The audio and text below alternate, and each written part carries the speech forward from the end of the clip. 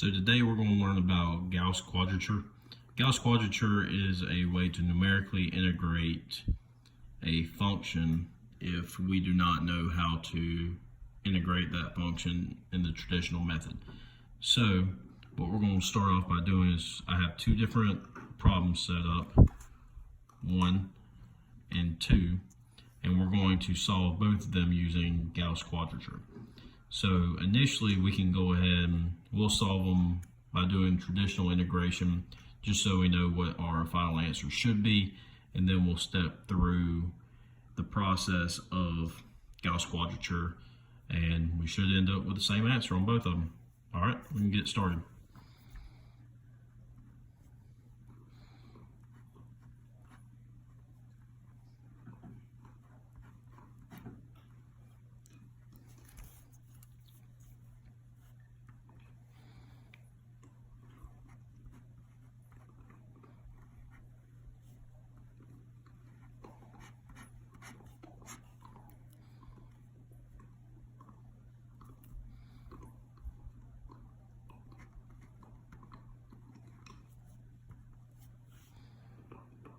So we know that our final answer will end up being 3 squared, which is 9 over 2, plus 3 times 3, which is 9, minus, both of these have a x in them, therefore when we plug in 0, we'll end up getting 0 for both.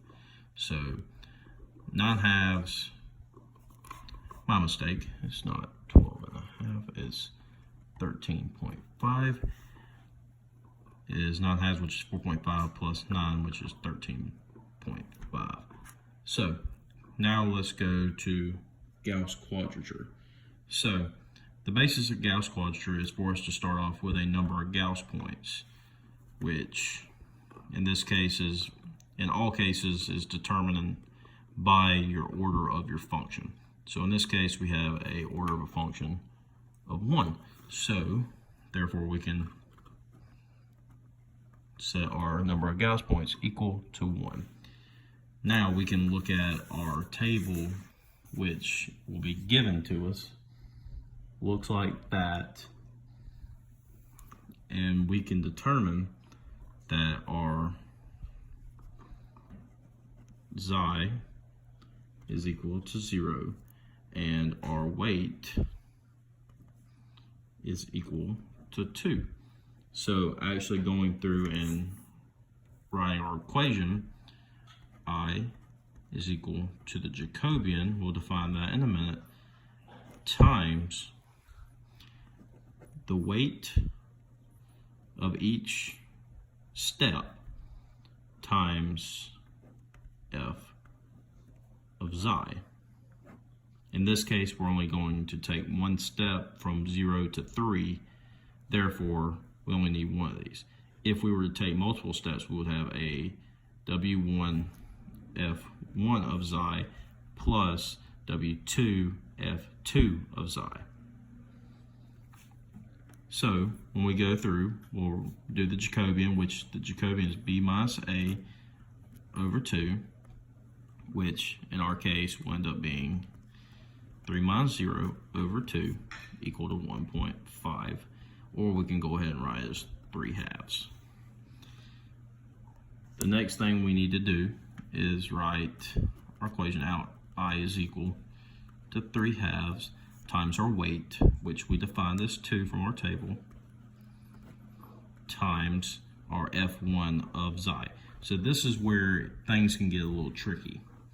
But we have an equation which is defined as x is equal to b plus a over 2 plus b minus a over 2 times xi.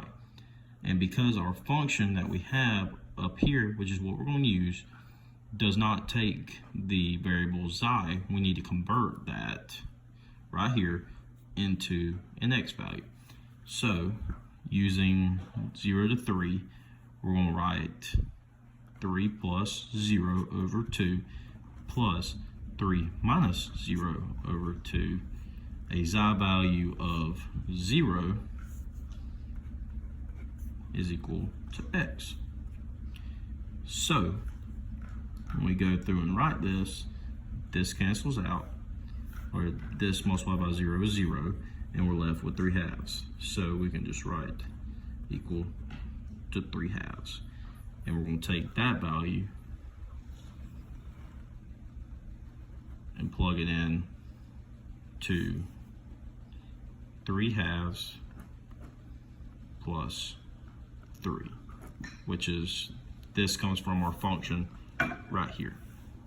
So when we actually solve this out, I know this can get a little confusing based on how I'm writing this on the paper, but we got 3/2 times 2 times 4.5. It's 1.5 plus 3.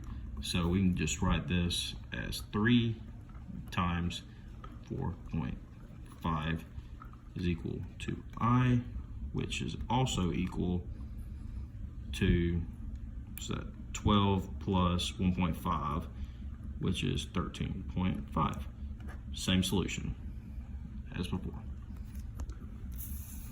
Now, let's do one where the NGP is equal to 2. So, when we go through and write this, we can go ahead and try and integrate it real quick. I is equal to, what's that, x thirds plus 3x, 0 to 3 is equal to, what's that, 27 over 3 plus 9 minus 0, which is also equal to 18. So again, we're going to only have one step from 0 to 3, and we'll do an NGP of 2. So therefore, we can go to our table where we have 2 Gauss points, means that we have a xi of plus or minus 0.577 blah blah blah, and a weight of 1. So when we go through and write this, we're just going to simplify our xi to plus minus 0.577. Let's note, by hand, we're not going to write all those numbers out. If you're actually doing the calculation in the exam, I'd write them out, but right now, 0.577 is pretty close. And with a weight equal to 1.0. So, we go through, we're going to do the exact same process. Our I is equal to Jacobian times weight times f of xi, and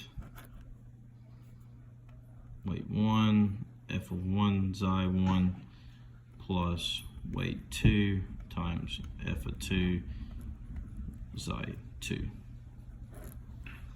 It's a terrible way to notate it, but in this case, since we're getting tight on room, we're just going to write it like that. So in this case, we know that our W is going to be the same for both of them, so we can go ahead and pull those out, and they're just 1, so they essentially just go away to us, and we're left with I is equal to B minus A over 2 times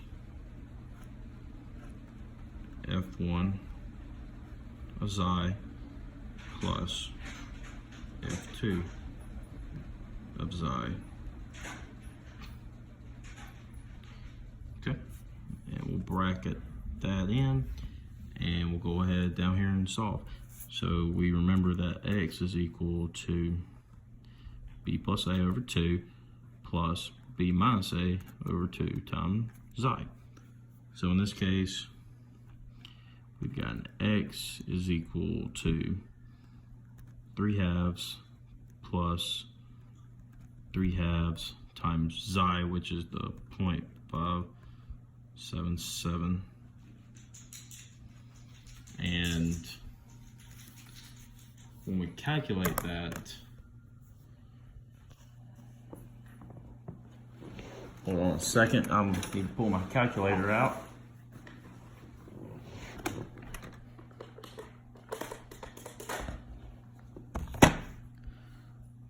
that 1.5 plus 1.5 times 0.577 is 61.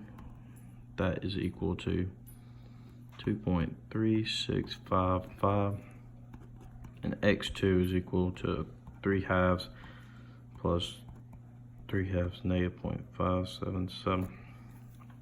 And we'll do that calculation the same, but we'll go over here and replace that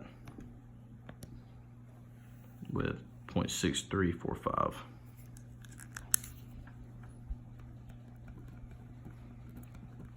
So when we actually plug those in, we'll have a Jacobian of 1.5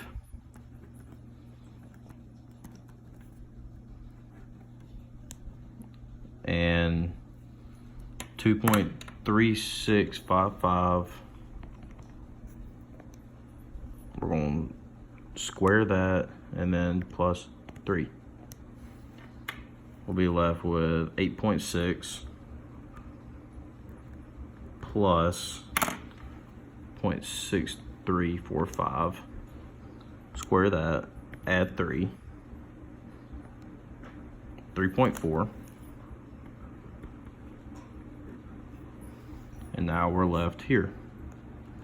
So we've got 8 plus 3, that's 11, plus 1.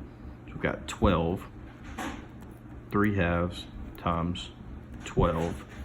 And that makes 6 times 3, which equals 18.